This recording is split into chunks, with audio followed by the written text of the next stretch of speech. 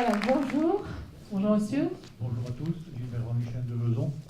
J'ai une question parce Allez-y. que moi j'ai le rapport du GISER qui a été fait en 2016-2017 par votre collègue de Marsin.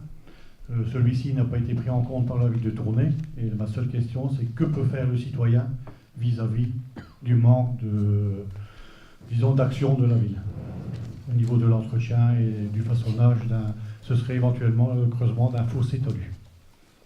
Allez, voilà, là on est un beau gros cas concret pour démarrer. Il y a un rapport, on ne le prend pas en compte, qu'est-ce qu'on fait? Nous, on est là en appui à la commune. Il y a une décision politique qui doit être prise, il y a des questions budgétaires, donc c'est une question à voir avec le collège communal. Mais voilà, il y a des solutions techniques. Moi, je peux intervenir pour... j'ai le rôle facile, hein, moi j'ai le rôle de conseilleur, pas payeur. Il faut arriver à discuter. C'est souvent des problèmes... on arrive toujours sur des situations très tendues.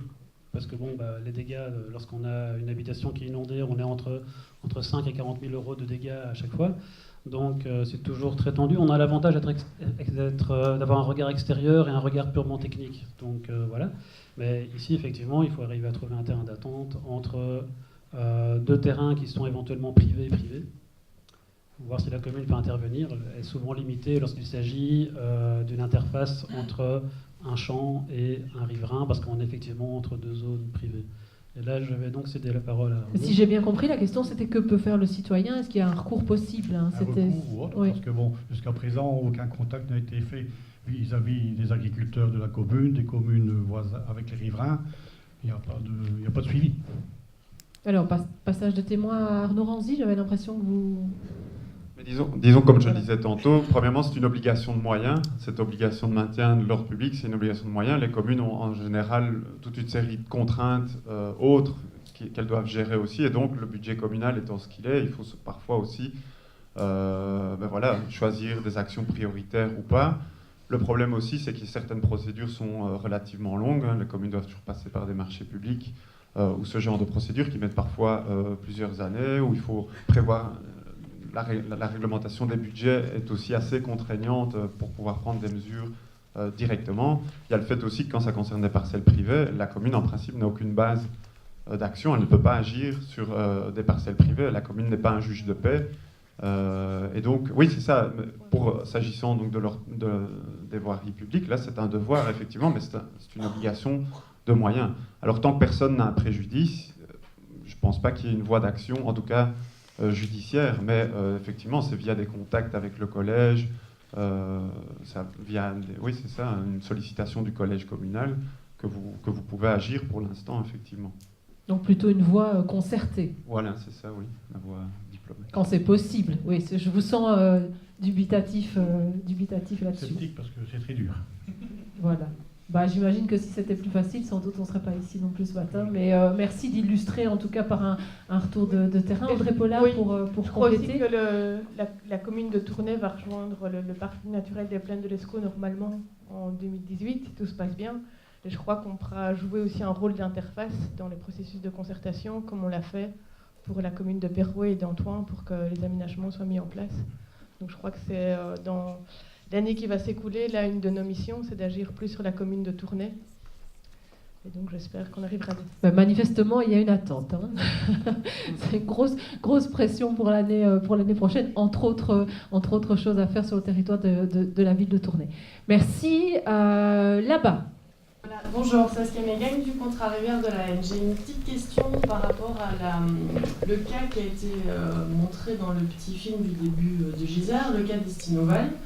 Parce que j'ai été interpellée par l'intervention de M. Ranzy, justement sur l'aspect qu'on ne peut pas empêcher le passé. Je pense à ce monsieur qui s'est pris toutes les boues chez lui, qui en fait pourrait se retourner contre ses voisins, qui ont empêché, quelque part, l'agriculteur, si personne n'avait mis ses murs, ses œufs seraient peut-être partis de manière un peu diffuse chez tout le monde et pas concentrés juste chez quelqu'un. Quoi faire par rapport peut-être à la commune et aux avis éventuels qu'ils mettent par rapport à ce style de construction. Parce que je me mets à la place de l'agriculteur, connaissant ça, je dirais, ok, j'ai peut-être moi pas fait ce qu'il fallait non plus, mais les voisins non plus. Il n'y a peut-être pas de réponse, hein, mais les effets pervers aux mesures mises en œuvre. Ouais, bon, là, il y a toujours l'article 640, hein, normalement on est censé rester la bouche ouverte et recevoir l'eau qui vient vers le jardin. C'est difficile à concevoir. Il y a aussi parfois une question de prescription. Le talus, le mur a plus de 30 ans, donc est-ce qu'on peut le retirer ou pas? Donc ça va être de nouveau une question pour les juristes. Je ne suis pas juriste, hein, je suis ingénieur agronome, donc voilà, j'ai l'avantage de pouvoir renvoyer à ce niveau-là. Concrètement, ce qu'on a déjà fait dans le Condro, c'est avoir une concertation entre les riverains, chacun acceptant finalement de prendre sa part. Mais bon, là, on avait 6 riverains, il suffit qu'il y en ait un qui n'ait pas envie et tout est bloqué. Donc on a réussi à mettre en place un fossé talus avec un débit de fuite. L'agriculteur a accepté de perdre une partie de son emprise pour avoir des bandes enherbées, donc pour ralentir. Et on a fait un système de débit de fuite avec des servitudes d'écoulement mais qui passent entre chaque propriété. Ça veut dire dans certains cas, on a dû supprimer des haies qui avaient été installées de façon mitoyenne. Donc c'est pas facile à accepter. Ici, on avait en plus la fille de l'ancien agriculteur qui avait construit, qui était également impacté. Donc c'est toujours tendu comme situation, mais voilà, il y a parfois moyen, de façon concertée, de régler ce genre de problème. Après, si la personne a un mur et qu'elle ne veut pas le retirer, il faut voir avec les juristes. Alors, que dit le juriste? En fait, j'abonde dans le même sens, et c'était d'ailleurs une des conclusions, c'est la voie conventionnelle, dans ce cas-là, est vraiment la mieux, puisque par définition, on va contrevenir à la servitude d'écoulement, si on met en tout cas des obstacles, d'une manière ou d'une autre, on va contrevenir à la servitude d'écoulement, et donc autant avoir l'accord de toutes les personnes concernées, puisque en l'absence d'accord, dès qu'une personne va subir un préjudice quelconque de cet obstacle qui a été créé, il y a faute, puisqu'on ne respecte pas un article du Code civil, il y a faute. Et s'il y a un dommage, le dommage plus la faute, ça fonde une action en responsabilité contre la personne qui est à l'origine de l'obstacle. Et donc la voie conventionnelle est vraiment la meilleure. Et finalement, la voie de la police administrative générale, donc la voie de la contrainte qui permet d'effacer en principe le droit civil, doit être réservée à des cas extrêmes où vraiment on a une menace sur notamment la voie publique, où on a vraiment quelque chose d'avéré. Dans ce cas-là, on peut alors imposer sans trop se soucier de la servitude d'écoulement, et on pourrait même aller jusqu'à dire qu'une personne subissant un préjudice d'une digue posée par la voie de la contrainte de l'administration de police générale ne pourrait même pas demander une indemnisation de son préjudice, puisque l'obligation pour la commune de veiller au maintien de l'ordre public est supérieure aux intérêts particuliers. Donc voilà, il y a 2 cas à distinguer. L'extrême nécessité, je vais dire, la voie administrative contraignante qui efface les servitudes, et la voie conventionnelle, donc pour tous les autres cas qui, à mon sens, sont majoritaires, qui permettent d'écarter les risques après de recours contre des aménagements qui ont été faits dans une bonne intention, mais qui peuvent aggraver la situation de terrains qui sont contigus. Merci. On a encore du temps pour une question avant la pause. Elle est là. Bonjour à tous, Gilbert Verstraete à Berlouet. N'y a-t-il pas lieu de sensibiliser aussi les architectes et les maîtres d'œuvre pour remonter un peu les niveaux des maisons? J'ai le cas actuellement, près de chez moi, un promoteur qui construit 4 habitations, et à vue d'œil, la pente descend de la route vers le terrain, et à vue d'œil, même quand le carrelage sera fait, la maison sera inondée par de grosses pluies, à moins qu'il y ait des aménagements conséquents, je ne sais pas, ça doit à vue d'œil. L'architecte, le promoteur, des acteurs dont on n'a pas encore vraiment parlé ce matin. Intéressant comme question, merci.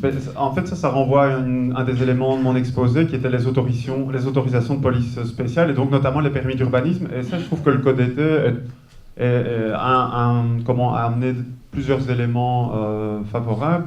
La première chose, c'est justement la possibilité de prendre un guide communal d'urbanisme qui prévoit des dispositions justement, notamment concernant l'implantation, la protection de la voirie, la hauteur des constructions, les revêtements à utiliser. Tout ça peut être prévu dans un guide communal d'urbanisme. Dans certaines communes, ça existe. Et donc ça, c'est intéressant. Le problème, c'est que c'est devenu indicatif et que donc les permis peuvent s'en écarter moyennant motivation, mais la problématique peut être prise en compte dans les permis. D'ailleurs, maintenant, vous avez dans le Code d'été l'obligation pour les communes de consulter la DGO 3 dès qu'on est dans un axe de ruissellement.